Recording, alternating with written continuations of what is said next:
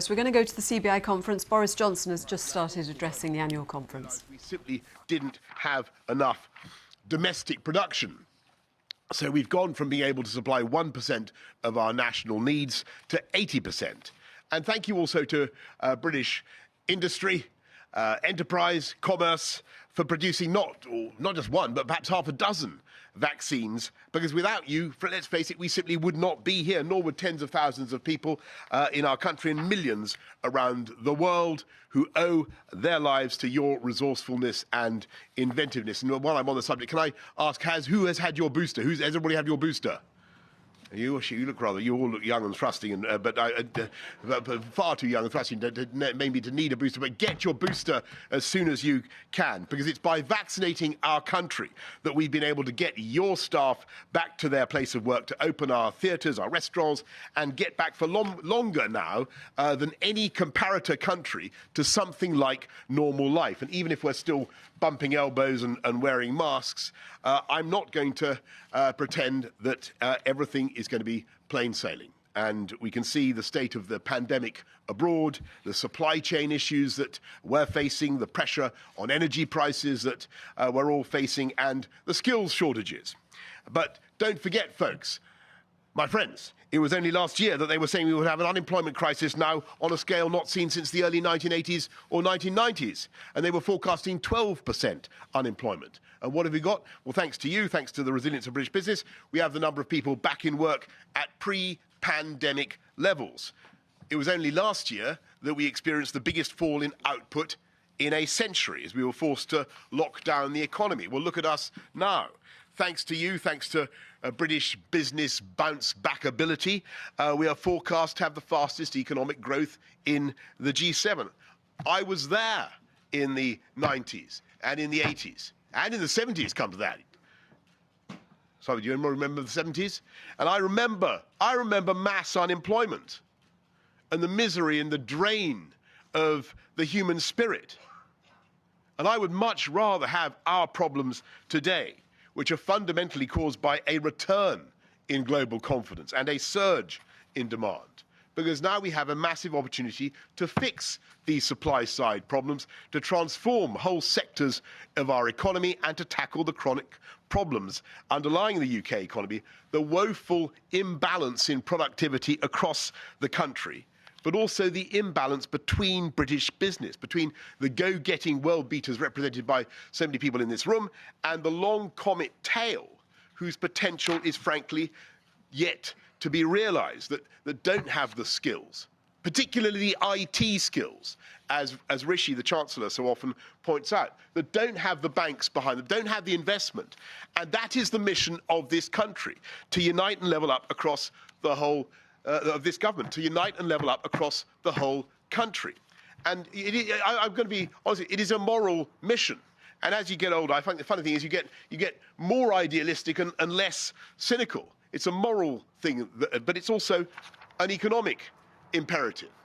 Because if this country could achieve the same kind of geographical balance and dispersion of growth and wealth that you find in most of our most successful economic comparators, and if all our businesses could reach more balance in their levels of productivity, then there would be absolutely no stopping us, and we would achieve what I believe we can and become the biggest and most successful economy in Europe. And today, fate has handed us an opportunity to do that. When the first industrial revolution began 250 years ago, it was British industry that had first mover advantage. For hundreds of years, we maintained that pace. Right up until the beginning of the 20th century, we were producing more coal, smelting more iron, building more ships and boilers. And you're watching BBC News. We are currently live at the Confederation of British Industry conference. The Prime Minister, Boris Johnson, is addressing the conference. Green industrial revolution. And again, there are many ways in which we have first mover advantage. And today I want to tell you and the CBI how Britain is going to win in the new green industrial revolution, provided we act and act now. I've had some pretty wonderful jobs in my life, but among the most purely hedonistic, I would rank motoring correspondent of GQ magazine. I drove Ferraris, Maseratis, Nissans, Skylines, Protons, Sagas, you name it, I drove it. And I learned to admire the incredible diversity of the UK's specialist motor manufacturing sector, which is actually the biggest in the world. And I've spent hours in the traffic listening to the porridge-like burble and pop of the biggest and most sophisticated internal combustion engines ever made. And I've heard that burble turn into an operatic roar as I put my foot down and burned away from the lights at speeds I would not now confess to my protection officers. In that time, that great era, I only tried 2 EVs, electric vehicles, an extraordinary wheeled rabbit hutch that was so tiny you could park it sideways, and I tried the first Tesla for sale in this country, for GQ. It expired in the fast lane of the M40, I'm sad to say. I think they've got a lot better. And when a few years later, I tried as Mayor of London to get London motorists to go electric, and we put charging points around the city. I must confess that they were not then a soar-away success, and they stood forlorn, like some piece of unused outdoor gym equipment. But 10 years after that, the tipping point has come, hasn't it? UK sales of EVs are now increasing at 70% a year. And in 2030, we're ending the market for new hydrocarbon ICEs, internal combustion engine vehicles, ahead of other European countries. And our companies are responding. Here in the Northeast, Nissan has decided to make an enormous bet on new electric vehicles, and together with Envision, there is now a massive new gigafactory for batteries. And around the world, these cars are getting ever more affordable. And at Glasgow, 2 weeks ago, the tipping point came as motor manufacturers, representing a third of the world market, including the EU and America, announced that they would go electric by 2035. And of course, Glasgow was far bigger and more important than that. 250 years after we launched the first industrial revolution, we are showing the world how to power past coal.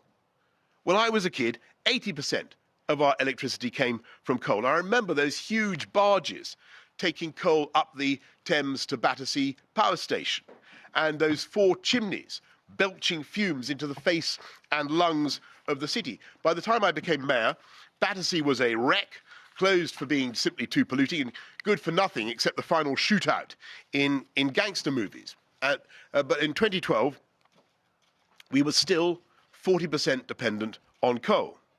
Today, only 10 years later, coal supplies less than 2% of our power, and by 2024 it will be down to 0. And Battersea, of course, is a great funkopolitan hive of cafes and restaurants and hotels and homes, thanks to the vision of the former mayor.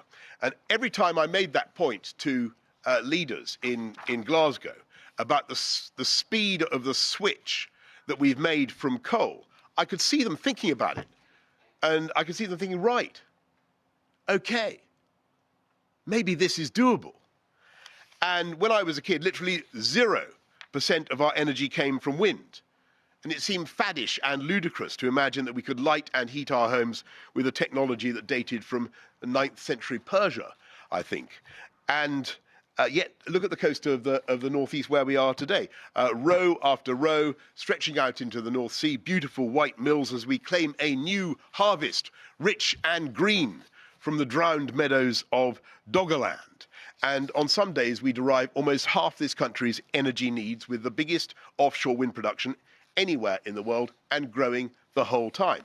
And that tipping point, having been reached, the pace of change is now going to accelerate like a new Tesla. Because I can tell you as a former motoring correspondent, EVs may not burble like sucking doves, and they may not have that rum, rum, rah, rah that you love, but they have so much torque that they move off the lights faster than a Ferrari. And we're now embarked on a new epoch, and in just a few years' time, after almost a century of using roughly the same technology, we are going to change radically. We're going to change radically. Our cars, our trucks, our buses, our ships, our boats, our planes, our trains, our domestic heating systems, our farming methods, our industrial processes, our power generation, and much else besides. And I can tell you the force driving that change won't be government, it won't even be business, though business and government together will have a massive influence, it will be the consumer. It will be the young people of today, the disciples of David Attenborough, not just in this country, but around the world, who can see the consequences of climate change and who will be demanding better from us. And I confidently predict that in just a few years' time, it will be as noisome, offensive to the global consumer to open a new coal-fired power station as it is to get on a plane and light up a cigar. And as the world reaches this pivotal moment post-Glasgow, it's vital that we recognise not just the scale of the challenge, but the opportunity now for British business and industry. Because in the end, it is you, it is business people who will fix this problem. Governments don't innovate. Governments don't produce new products and get out and sell them in the marketplace. And though governments can spend tens, if not hundreds of billions, we know that the market has hundreds of trillions. And yet we also know that government has a vital role in making that market and in framing the right regulation. And to ensure that the British business succeeds in this new world, we've set out a 10-point plan for government leadership, a new decalogue that I produced exactly a year ago when I came down from Sinai, and I said to my officials, the new 10 commandments, thou shalt develop: 1, offshore wind; 2, hydrogen; 3, nuclear power; 4, zero-emission vehicles; 5, green public transport, cycling and walking; 6, jet zero and green ships; 7, greener buildings; 8, carbon capture and storage; 9, nature and trees; 10, green finance. And for each of those objectives, we are producing a roadmap so that you in the private sector can see the opportunities ahead and what you need to do. And we're regulating so as to require new homes and buildings to have EV charging points, with another 145,000 charging points to be installed thanks to these regulations. We're investing in new projects to turn wind power into hydrogen, and the net zero strategy is expected to trigger about £90 billion of private sector investment, driving the creation of high-wage, high-skilled jobs across the UK as part of our mission to unite and level up across the country. Not just in the green industrial revolution, of course, but in all sectors of the economy. And to help you and to build the platform, to give you the advantage you need, we're now waging a cross-Whitehall campaign to solve our productivity puzzle and to rebalance our lopsided economy. Fixing our infrastructure with investment on a scale not seen since the Victorians. And we must begin with energy and power generation. If we're going to allow our manufacturing industry to succeed, we must end the unfairness that UK high energy intensive manufacturing pays so much more than our competitors overseas. And that's why we are going to address the cost of our nuclear power. And we're all now paying for the historic underinvestment in nuclear power. Which country first split the atom? Which country had the first civilian nuclear power plant? It was this one. And why have we allowed ourselves to be left behind? Well, you tell me. So we're investing not just in big nuclear power plants, but in small nuclear reactors as well. And we're consulting on classifying this essential technology as green investment so that we can get more investment flowing in and ahead of the EU. Lenin once said that the communist revolution was Soviet power plus the electrification of the whole country. Well, I hesitate to quote Lenin, Tony, before the Confederation of British Industry. But the coming industrial revolution is green power plus the electrification of the whole country. We're electrifying our cars, we're electrifying our rail. Last week, we announced 3 vast new high-speed lines, cutting the time from London to Manchester by an hour, and creating a new crossrail of the north, cutting the time from Manchester to Leeds from 55 to 33 minutes, a crossrail from the Midlands, cutting journey times from Birmingham to Nottingham from 1 hour and 14 minutes to 26 minutes. But these plans are far richer and more ambitious than some of the coverage has perhaps suggested. To solve this country's transport problems, you can't just endlessly carve your way through virgin countryside. You have to upgrade and to electrify. You have to use the tracks that already exist and bring them back into service. And we are doing the beaching reversals. That's putting in lines that were taken out sadly in the earlier this century, in the last century. And you have to put in other transport networks as well. You have to put in clean buses. You have to improve 4,000 new clean green buses we're putting in. And of course, you have to fix the roads as well. We cannot be endlessly hostile to road improvements, and we have to do it now. We have to fix it now. I know that there are some people who think that working habits have been remade by the pandemic and that everyone will be working only on Tuesday and Wednesday and Thursday in an acronym that I won't repeat. I don't want to be dogmatic about this, but I have my doubts. And it's not just that young people need to be in the office to learn and to compete and to pick up social capital. There are also sound evolutionary reasons why Mother Nature does not like working from home. So I prophesy that people will come back, Tony. They will come back to the office, and they will come back on the roads and in the rail. But people also want choice. And that's why we must put in the gigabit broadband as we are. Gone up massively just in the last couple of years from I think 7% coverage when I became Prime Minister to 65% at the beginning of next year. And so with safer streets, with great local schools, with fantastic broadband,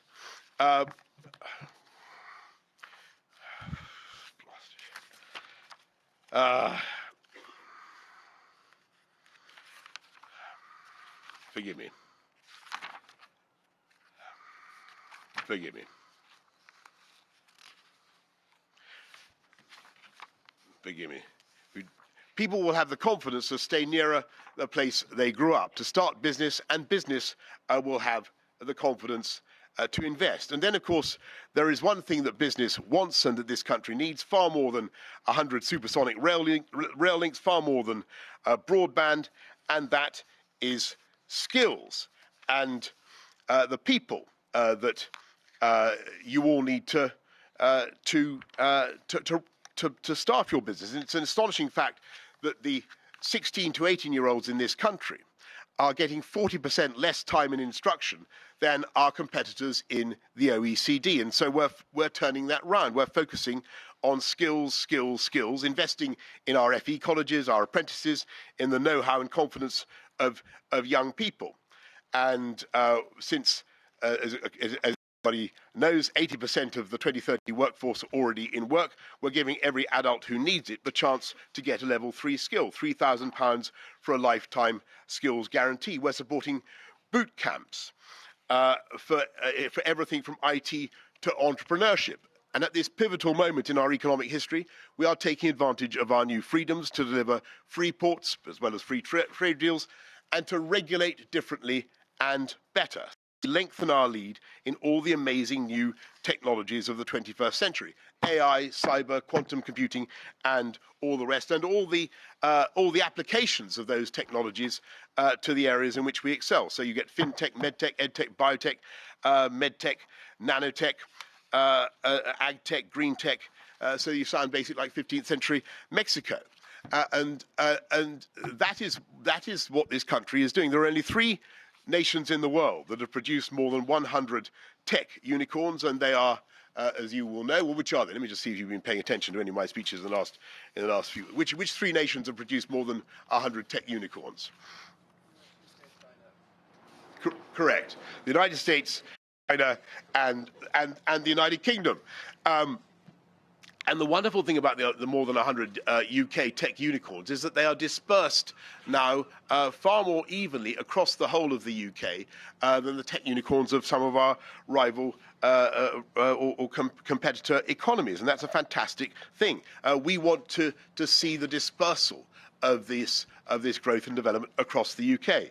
That's why the UK has doubled investment in scientific research. And again, we want to see the benefits of that research across the whole of the country. But in the end, and this is the most important message of all, there are limits to what governments can do. And I just want to be absolutely clear about this, because this has been an extraordinary period. We've had the financial crisis of 2008, where government had to intervene on a massive scale, then COVID, when government had to intervene on a massive scale. But government cannot fix everything, and government sometimes should get out of your hair. And government should make sure that there is less regulation and indeed less taxation. And the true driver of growth is not government. It is the energy and dynamism and originality of the private sector. And Tony, yesterday I went, as we all must, to Peppa Pig World. I don't know if you've been to Peppa Pig World. Who's been to? Hands up anyone who's been to Peppa Pig World. Not enough. I was a bit hazy what I would find at Peppa Pig World, but I loved it. And Peppa Pig World is very much my kind of place. It has very safe streets, discipline in schools, heavy emphasis on new mass transit systems, I notice, even if they're a bit stereotypical about Daddy Pig. But the real lesson for me, going to Peppa Pig World, and I'm surprised you haven't been there, was about the power of UK creativity. Who would have believed, Tony, that a pig that looks like a hairdryer, or possibly a sort of Picasso-like hairdryer, a pig that was rejected by the BBC, would now be exported to 180 countries, with theme parks both in America and in China, as well as in the New Forest, and a business that's worth at least £6 billion to this country, £6 billion and counting. Now, I think that is pure genius, don't you, Peppa Pig? And no government in the world, no Whitehall civil servant would conceivably have come up with Peppa. So my final message to you, as we stand on the brink of this green industrial revolution, and we prepare to use our new regulatory freedoms in what I believe will be a very strong post-COVID rebound. We are blessed. We are blessed not just with capital markets and the world's best universities and incredible pools of liquidity in London and all the right time zone and the right language and opportunity across the whole country. We're also blessed with the amazing inventive power and range of British business. And that, above all, is what fills me with confidence, members of the CBI, for the days ahead. Thank you very much for your kind attention this morning. Thank you. Thank you. Thank you, Prime Minister. And if you're watching at Peppa Pig World, we'd be delighted to welcome you into CBI membership. We've got a few questions from the audience, from our members, some pre-submitted questions, which I'll moderate, and then, Prime Minister, I know you'll want to take questions from the press. Matt Boyle from Turntide. Matt, do you want to give us your question? Yeah, there should be a microphone above you, so just speak out loud. So great region, Prime Minister, best in the country, bar none, and that's from a Scotsman. So we've been at the forefront. I'm Matt Boyle from Turntide Technologies. We've been at the forefront of the green revolution for over 60 years. We attracted a substantial amount, over £100 million worth of investment in June of this year, partly because of the capability that there is in the region, and partly to do with the markets that we served, which include automotive, aerospace, marine, all the ones you've just mentioned. What can government do to help me secure more funding, which is available, into the North East? Well, thank you. Well, I'm very, very keen to help supply you with the confidence to continue to invest in the way that you are, we've already put, I think, about £26 billion into the green industrial revolution, into the 10-point plan. That is generating or helping to secure about 440,000 jobs across the country. But it's not just about putting government money in, though that is vital. It's also about having the right tax framework so that you can make some of the big investments that you need to make. So for instance, the super deduction for capital investment of 125%, as I think proving to be of great value to business as they invest in their long-term future. Well, one of the reasons I mentioned that we've been able to put in a lot of fibre optic broadband, gigabit broadband, in the last year or so. That's largely because of the super deduction, or quite substantially because of the super deduction. So we have plenty of wonderful plans for the northeast. You should, and Ben Houchen certainly has plenty of plans. Don't forget, if there's a particular plan you have for Teesside, Teesside is going to be one of the new 8 free ports where there will be super fertilized loam for your investment. So the tax benefits if it's for here, whether it's Teesside or Tyneside, the tax benefits should be considerable. Thanks very much, Prime Minister, and thank you, Matt. OK, Natasha Thomas from Sage. Natasha. Sage provides 1 million businesses in the UK with the technology they need to run and grow their business. And here in the northeast, we have 160,000 small businesses bringing the innovation, investment, highly skilled jobs into the region. So will you commit to putting entrepreneurship, enterprise at the heart of the Levelling Up agenda so we can see the next generation of digitally enabled, sustainable, community-focused small businesses across the UK? Yes, I will. Well, thank you very much for that, and that's why I think entrepreneurship is a crucial part of a massive part of what we're doing. This green industrial revolution can't just be some gigantic corporatist venture between the British government and the giants of the CBI. It's going to be driven by brilliant startups who come up with fantastic ideas that then become £100 million, £1 billion companies. And it's that spirit of entrepreneurship that's going to be absolutely crucial. And we have, as I said to you earlier on, we have boot camps for entrepreneurs in order to encourage them even further.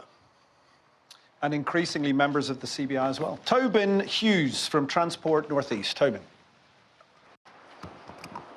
Prime Minister, you've reminded us earlier on that your government quite rightly places a lot of emphasis on improved infrastructure as a driver of levelling up. And you've referred to last week's integrated rail plan. But the East Coast Main Line, the main rail route through our region, doesn't have sufficient capacity for today's needs, let alone for the next 20 years. And the integrated rail plan didn't make many commitments to sorting it out.